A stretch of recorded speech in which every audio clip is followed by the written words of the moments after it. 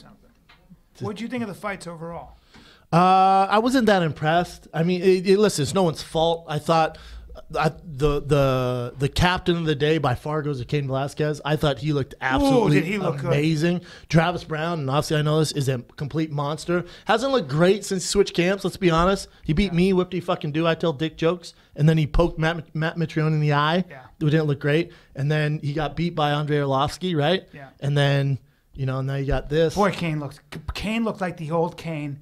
And didn't even keep his head, didn't pin him against the cage. It was almost like Cain was he just outstruck him. Yeah, Cain was like, he was like, oh, you think I'm going to fight like that? Check this out. Here's a spinning wheel kick to your beard, son. Yes. Badoom. And I'm going to come in and I'm going to close that. Bang, bang. Here's a spinning wheel kick to distract you. Caught you a little bit. Bap, bap, then let me mount you from the back like you did old my friend little Schaub here. I'm going to do the same to you. I'm going to do the same to you.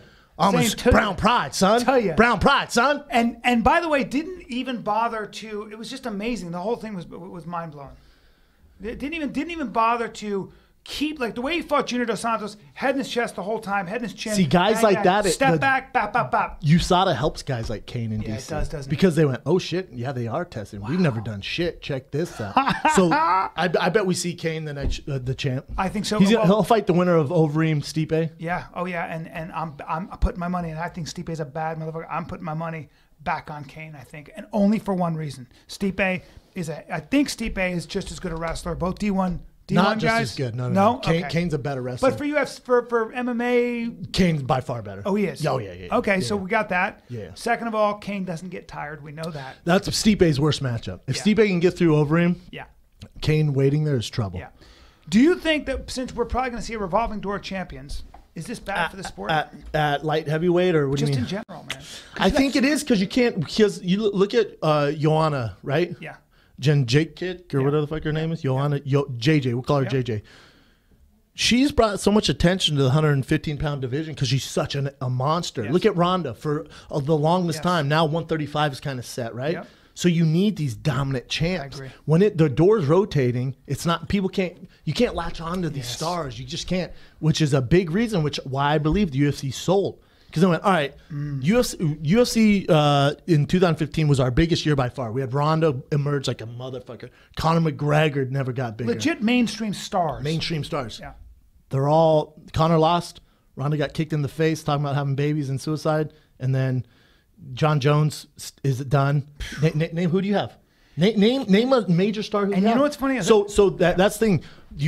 Dana White and Fertitta, both of the Fertitta brothers, you can't say they're stupid because they're not stupid in the least bit. No. The blueprint for their business plan, $2 million to $4 billion. Incredible. They're going to talk about this in Harvard Business School. Yeah. You know what I'm saying? So they're brilliant. They trust when I say this. They sold for a reason. They looked down the road and went, Ronda's out.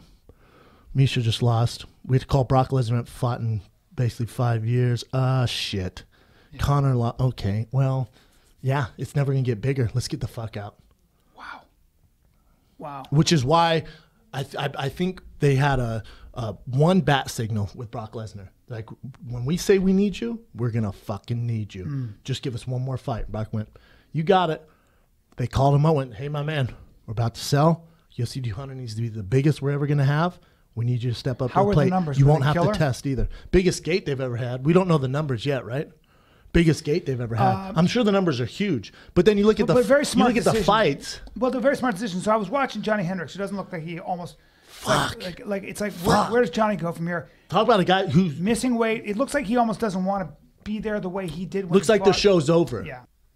So you got Johnny Hendricks, who was a former UFC champion, couldn't look any better. And has the hype train ever fallen off worse than that? It's just maybe that's also part of the game for a lot of guys. The game evolves. You're not totally into it. Maybe it's not even that it evolved. I think maybe he's just over it. Yeah. Like, he doesn't even look like he wants to be in there. But here, let me ask you this. And remember, when I was on Rogan last week, I said the two guys who need a win more than anyone on this card is Johnny Hendricks and Travis Brown. Yeah. Because they lose those two fights, where do you go from there? It's tough. It's a tough road. The other thing is, like, I feel like you'll see a guy, back in the day, you'd see a guy who had a great monster right hand, his timing, boom, or Ronda's armbar. They'd have one go-to move that was really hard to stop. Yeah, the one trick. Now it feels like with these guys who have these amazing teams, You got guys who go, hey, dude, if you want to avoid that, just do this in that fight. Now you've taken that away. And you see a lot of fighters who, if they don't change that, or if they don't have the right team to tell them to keep working on what they're bad at,